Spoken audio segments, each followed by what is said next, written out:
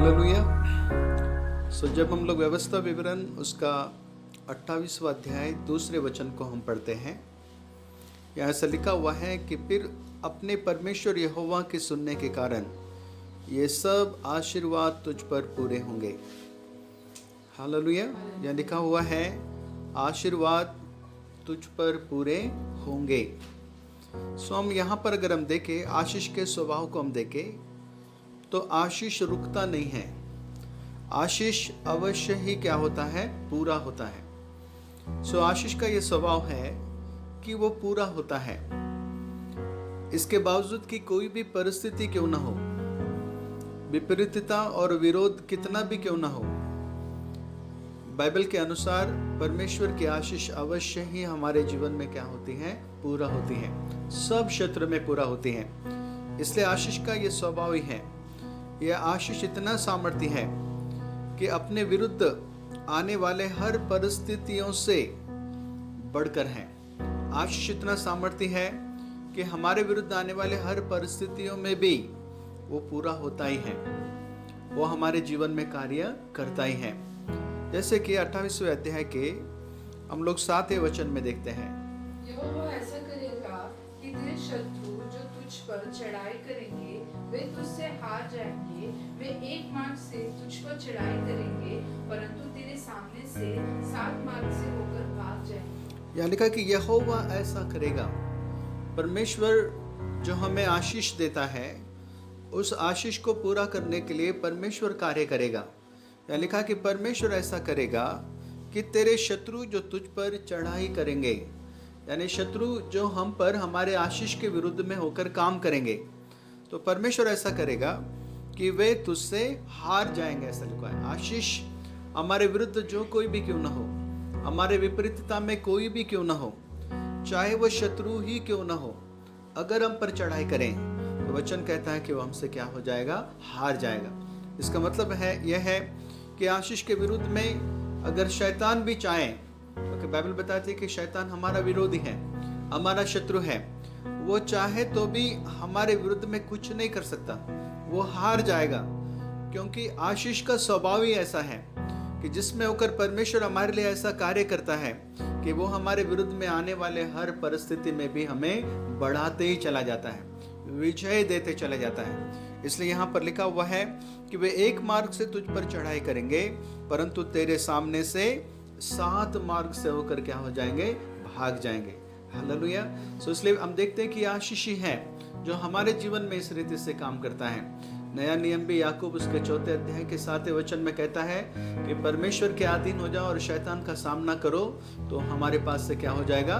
भाग जाएगा। तो शैतान भी हमारे आशीष के विरुद्ध में कुछ कर नहीं सकता, आशीष को पूरा होने से वो रोक नहीं सकता, क्योंकि आशीष को पूरा करने के लिए परमेश्वर हमारे लिए ऐसा करेगा कि हमारा शत्रु हमसे हार जाएगा और 7 मार्गों में होकर क्या हो जाएगा? भाग जाएगा। हालेलुया। तो इसलिए आशीष का ये स्वभाव ही है। आशीष का स्वभाव ही ऐसा है कि वो हर परिस्थितियों में हमको बढ़ाते चला जाता है, वो रुकता नहीं है, वो पूरा होकर ही रहता है। हालेलुया। इसलिए परमेश्वर जब आशीष देता है तो अवश्य ही वो क्या होता है? पूरा हो जाता है। हालेलुया। भले हमारे विरुद्ध में शत्रु ही क्यों ना हो, आशीष पूरा होके ही रहता है। हालेलुया। परमेश्वर का वचन कहता है कि परमेश्वर जो आशीष हमें देता है वो आता ही रहता है, वो आता ही रहता है, वो हमारे जीवन में कंटिन्यू लगातार आते ही रहता है, वो कभी रुकता नहीं है। जब तक वो पूरा ना हो वो आता ही रहता है, सभी क्षेत्रों में आता रहता है। इसलिए 8वें वचन में ऐसा लिखा हुआ है, हम पढ़ेंगे, तेरे खत्ते पर और जितने कामों में तू हाथ लगाएगा उन सबों पर यहोवा आशीष देगा। इसलिए जो देश तेरे परमेश्वर यहोवा तुझे देता है उसमें वह तुझे आशीष देगा। यहाँ लिखा हुआ है कि तेरे खत्तों पर और तेरे जितने कामों में तू हाथ लगाएगा उन सबों पर यहोवा आशीष देगा। हालेलुया। वचन कहता है कि परमेश्वर आशीष देता ही रहेगा।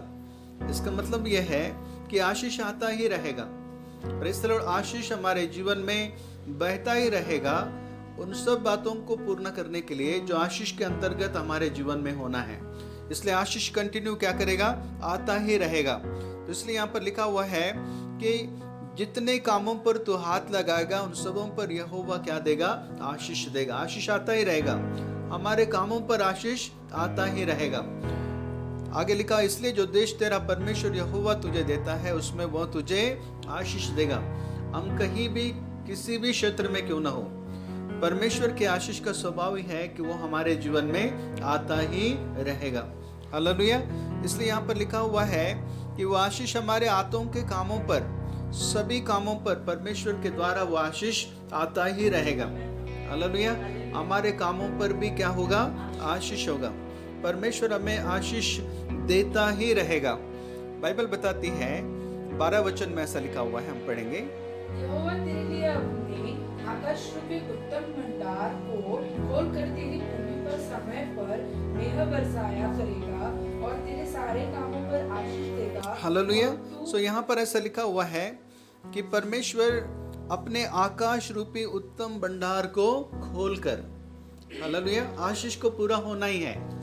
आशीष को अपने उस मकाम को छूना ही है, उस मंजिल को छूना ही है जिसके लिए वो हमारे ऊपर आया हुआ है। हालेलुया।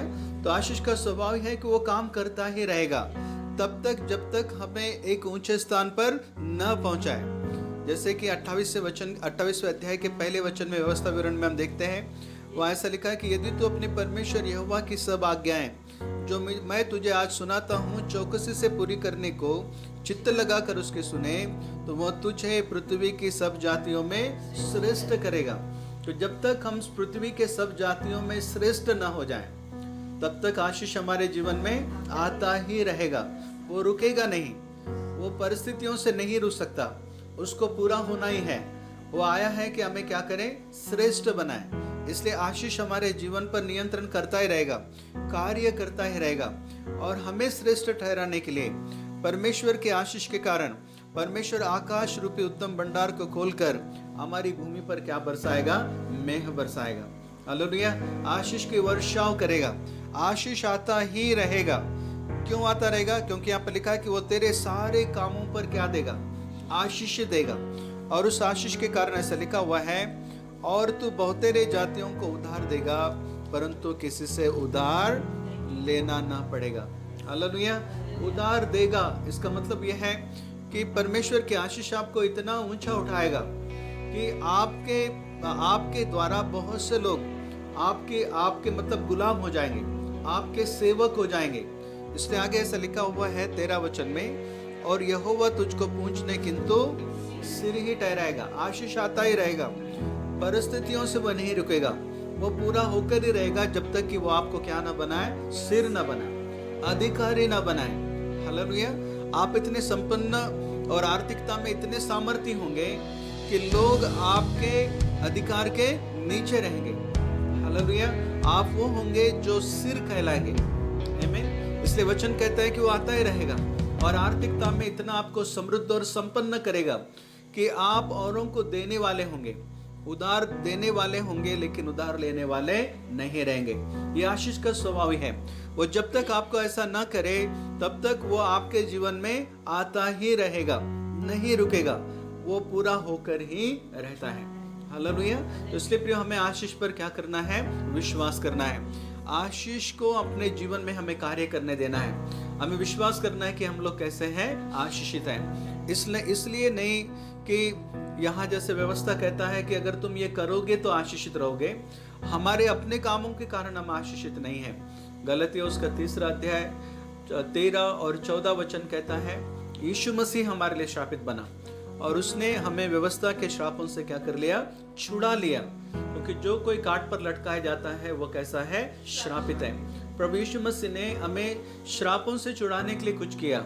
वो हमें श्रापों से छुड़ाने के लिए खुद श्रापित बना। और उन दिनों में, प्रभु यीशु मसीह के दिनों में, यहूदियों के मत के हिसाब से जो कोई काट पर लटकाया जाता या क्रूस पर चढ़ाया जाता वो श्रापित कहलाता था। तो यीशु मसीह क्यों श्रापित हुआ? 14वां वचन कहता है गलतियों 3:14 में, ये इसलिए हुआ कि अब्राहम के आशीष मसीह यीशु में हम अन्य जातियों तक पहुंचे। हालेलुया। सो बाइबल बताती है कि हम विश्वास करने वाले विश्वासी अब्राहम के साथ में क्या पाते हैं? आशीष पाते हैं। Praise the Lord.